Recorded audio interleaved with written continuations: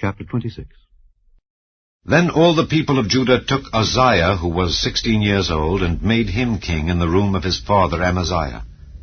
He built Eloth and restored it to Judah, after that the king slept with his fathers. 16 years old was Uzziah when he began to reign, and he reigned 52 years in Jerusalem. His mother's name also was Jecoliah of Jerusalem. And he did that which was right in the sight of the Lord, according to all that his father Amaziah did. And he sought God in the days of Zechariah, who had understanding in the visions of God. And as long as he sought the Lord, God made him to prosper. And he went forth and warred against the Philistines, and brake down the wall of Gath, and the wall of Jabneh, and the wall of Ashdod, and built cities about Ashdod and among the Philistines. And God helped him against the Philistines, and against the Arabians that dwelt in Gurbaal, and the Mehunims. And the Ammonites gave gifts to Uzziah, and his name spread abroad even to the entering in of Egypt, for he strengthened himself exceedingly. Moreover, Uzziah built towers in Jerusalem at the corner gate, and at the valley gate, and at the turning of the wall, and fortified them. Also he built towers in the desert, and digged many wells, for he had much cattle both in the low country and in the plains. Husbandmen also, and vine-dressers in the mountains and in Carmel, for he loved husbandry. Moreover, Uzziah had an host of fighting men that went out to war by bands, according to the number of their account, by the hand of Jeiel the scribe and Maaseiah the ruler, under the hand of Hananiah, one of the king's captains.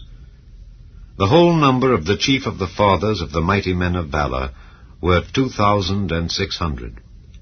And under their hand was an army 300,000 and 7,500, that made war with mighty power to help the king against the enemy.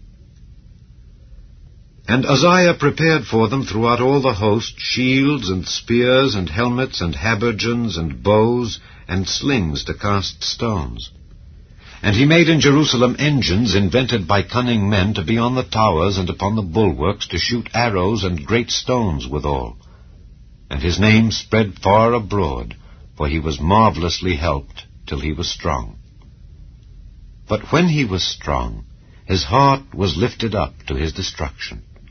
For he transgressed against the Lord his God, and went into the temple of the Lord to burn incense upon the altar of incense. And Azariah the priest went in after him, and with him 80 priests of the Lord that were valiant men.